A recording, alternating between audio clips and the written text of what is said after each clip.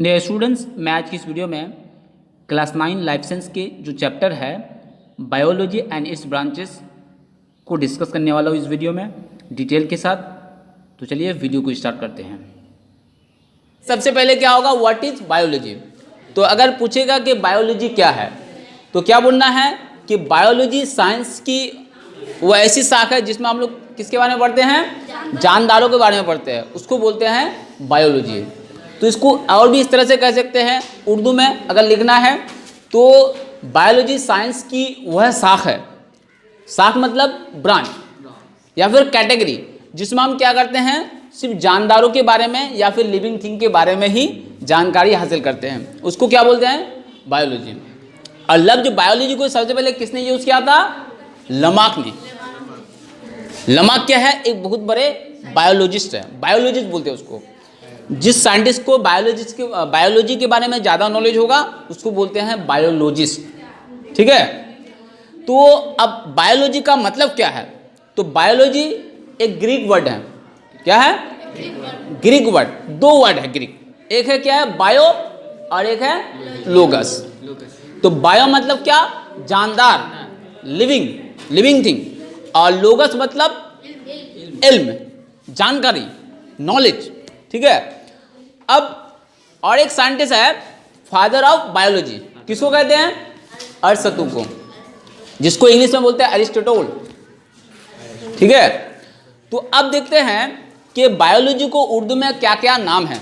Biology को उर्दू में इल्मुल हयात बोलते हैं, इल्म हयात बोलते हैं, और क्या बोलते हैं, हयातियात, ठीक है। अब बायोलॉजी के क्या क्या शाख है उसके बारे में जानकारी हासिल करेंगे।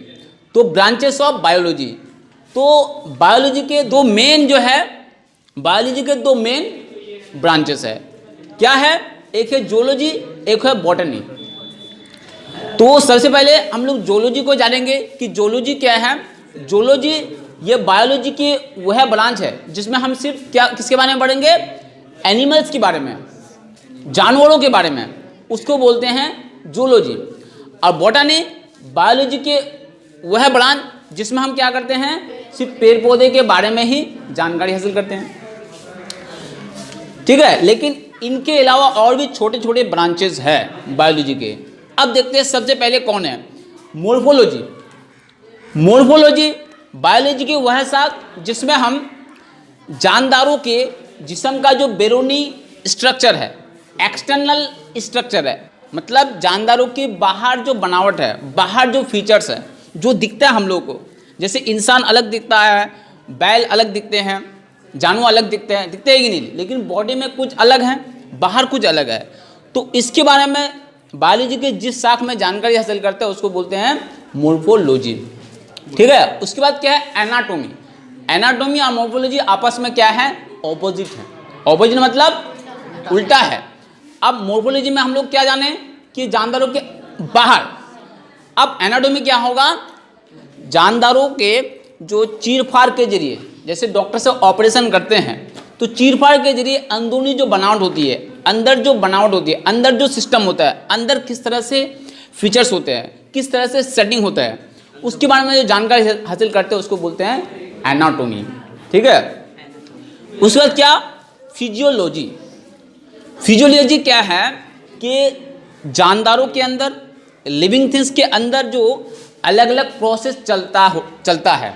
अब अलग अलग प्रोसेस क्या है, जैसे रिस्पिरेशन है, ठीक है, जैसे बोलते हैं कि सांस लेने का एक अलग सिस्टम है, अलग काम है, गजा को हजम करना एक अलग सिस्टम है। तो इनके बारे में, अलग अलग काम के बारे में जो जानकारी हासिल करते हैं जानदारों के जिस्म के, उसको बोलते हैं फिजियोलॉजी। अब है साइटोलॉजी, बहुत ईजी है। साइटोलॉजी बायोलॉजी की वह शाख जिसके जरिए हम खुलिया के बारे में जानकारी हासिल करते हैं। अब खुलिया क्या है, जिसको इंग्लिश में सेल बोलते हैं। अब सेल क्या है, जानदारों की तश्कीली और अमली इकाई को खुलिया कहते हैं। तो साइंस के जिस शाख से हम क्या करेंगे, खुलिया के बारे में मुताला करेंगे या फिर खुलिया के बारे में जानकारी हासिल करेंगे, सेल के बारे में जानकारी हासिल करेंगे। अब सेल को इंग्लिश में डेफिनेशन क्या होगा, मतलब structural and functional unit of life is called cell. उसके बाद हिस्टोलॉजी, तो ये बायोलॉजी के वह शाख जिसमें हम लोग बाफ्तों के बारे में मुताला हासिल करते हैं। बाफ्त मतलब क्या होता है, इंग्लिश में बोलते हैं टिश्यू। अब टिश्यू कैसे बनते हैं, बहुत सारे सेल मिलकर के टिश्यू बनते हैं। तो जिस साइंस में हम लोग टिश्यू के बारे में स्टडी करते हैं, जानकारी हासिल करते हैं, उसको बोलते हैं हिस्टोलॉजी। अब नेक्स्ट है माइक्रोबायोलॉजी। माइक्रो मतलब क्या होता है, छोटा, क्या, छोटा। तो माइक्रोबायोलॉजी बायोलॉजी के वह शाख जिसमें हम लोग छोटे छोटे जानदारों के बारे में स्टडी करते हैं, उनके बारे में जानकारी हासिल करते हैं, उसको बोलते हैं माइक्रोबायोलॉजी। अब इसको हम नंगी आंखों से नहीं देख सकते हैं। नंगी आंख मतलब खुली आंख, मतलब कोई भी इंस्ट्रूमेंट के बिना नहीं देख सकते, कोई ना कोई इंस्ट्रूमेंट इसमें लगेगा। अब वो इंस्ट्रूमेंट क्या चाहिए माइक्रोब्स को देखने के लिए, उसको बोलते हैं माइक्रोस्कोप। अब खुर्दबीनी जानदारों को एक वर्ड में हम लोग बोलते हैं माइक्रोब्स। क्या बोलते हैं, माइक्रोब्स। माइक्रोब्स से आया है माइक्रोस्कोप। उसको देखने के लिए जो इंस्ट्रूमेंट है उसको क्या बोलते हैं, माइक्रोस्कोप। अब बैक्टीरियोलॉजी सेम टू सेम है, ये बैक्टीरिया। बायोलॉजी के जिस शाख में हम लोग बैक्टीरिया के बारे में जानकारी हासिल करते हैं उसको बोलते हैं बैक्टीरियोलॉजी। सिर्फ और सिर्फ इसमें क्या होगा, बैक्टीरिया के बारे में होगा, समझ गए। नेक्स्ट है वायरोलॉजी। वायरस क्या होगा, वायरस। तो बायोलॉजी के जिस शाख में हम लोग क्या करते हैं, वायरस के बारे में स्टडी करते हैं, वायरस के बारे में जानकारी हासिल करते हैं। वायरस क्या, कहाँ पर पाया जाता है, क्या होते हैं, कैसे होता है, कैसे वो पैदा होते हैं, ठीक है, कैसे बीमारी फैलते हैं, ठीक है, कैसे मूव करते हैं एक जगह से दूसरी जगह, उसको बोलते हैं वायरोलॉजी। अब है जेनेटिक्स। जेनेटिक्स ये बहुत बड़ी साइंस है। क्या है, वह इल्म जिसके जरिए वालिदैन के औसाफ के बच्चों में मुंतकिल होने के तरीकों और उसूलों का मुताला किया जाता है। मतलब ये है कि जेनेटिक्स क्या होता है, एक साइंस है जिसमें वालिदैन की खासियत, वालिदैन की जो कैरेक्टरिस्टिक्स है वो उनके बच्चों में ट्रांसफ़र हो जाते हैं, होते हैं कि नहीं। तो उनके बारे में किस तरह से ट्रांसफ़र होते हैं, कैसे होते हैं, इसके बारे में जिस साइंस में नॉलेज हासिल करते हैं उसको बोलते हैं जेनेटिक्स। समझ गए। अब आते हैं इकोलॉजी। इकोलॉजी को समझने से पहले हमको क्या करना होगा, इकोसिस्टम को समझना है। तो व्हाट इज इकोसिस्टम। इकोसिस्टम किसी भी माहौल में जानदारों और गैर जानदारों के बीच जो रिलेशन होता है उसको बोलते हैं इकोसिस्टम। तो अब इकोलॉजी क्या है, अब अलग अलग इकोसिस्टम के बारे में जो जानकारी हासिल करते हैं, अलग अलग जानदारों के बीच जो इकोसिस्टम है उनके बारे में जो जानकारी हासिल करते हैं जिस साइंस में या फिर बायोलॉजी के जिस ब्रांच में, उसको बोलते हैं इकोलॉजी। अब इम्यूनोलॉजी क्या है, देखो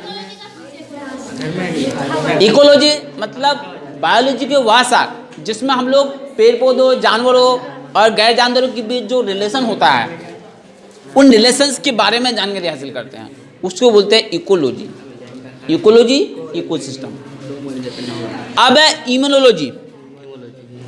मतलब इम्यूनोलॉजी ये बायोलॉजी के वह शाख जिसमें हम लोग जानवरों के जिस्म में मौजूद इम्यून सिस्टम, एंटीजीन, एंटीबॉडीज वगैरह का मुताला करते हैं।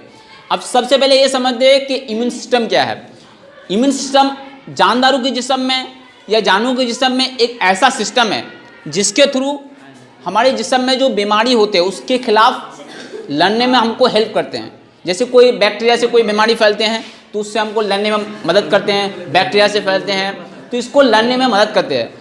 हर वक्त जैसे हमारे इन्वायरमेंट में हमेशा माइक्रोब्स घूमते रहते हैं तो हमारे नाक से, मुंह से जो है ये बैक्टीरिया, वायरस जाते ही रहते हैं ना, ये खुद भी नहीं जानदार, तो वो क्या होता है बीमारी फैला सकते हैं। तो उसको रोकने के लिए एक सिस्टम होता है हमारे बॉडी में, उसको बोलते हैं इम्यून सिस्टम। ठीक है, तो इसके बारे में साइंस की जिस ब्रांच में हम नॉलेज हासिल करते हैं उसको बोलते हैं इम्यूनोलॉजी। अब लास्ट है बायोटेक्नोलॉजी। बायो मतलब जिसमें भी बायो रहेगा इसका मतलब जानदार, लिविंग थिंग्स। अब टेक्नोलॉजी उसके साथ क्या हो गया, टेक्नोलॉजी ऐड हो गया।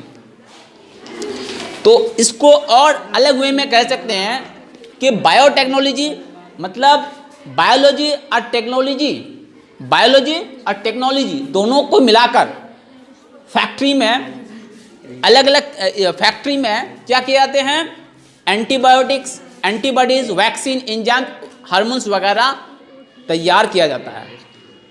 तो इसके बारे में जो पढ़ते हैं उसको बोलते हैं बायोटेक्नोलॉजी। मतलब क्या है, बायोलॉजी के वह शाख जिसके मदद से हम टेक्नोलॉजी और सनत में बड़े पैमाने पर एंटीबायोटिक्स दवा, उसके बाद एंटीबॉडीज, वैक्सीन, एंजाइम्स, हार्मोन्स वगैरह बनाते हैं। तो किस तरह से बनाते हैं, कैसे बनाते हैं, किस किस के साथ मिलाने से क्या बनेगा, इसके बारे में जो जानकारी हासिल करते हैं उसको बोलते हैं biotechnology. Okay, so thank you for watching, thank you for listening, have a nice day.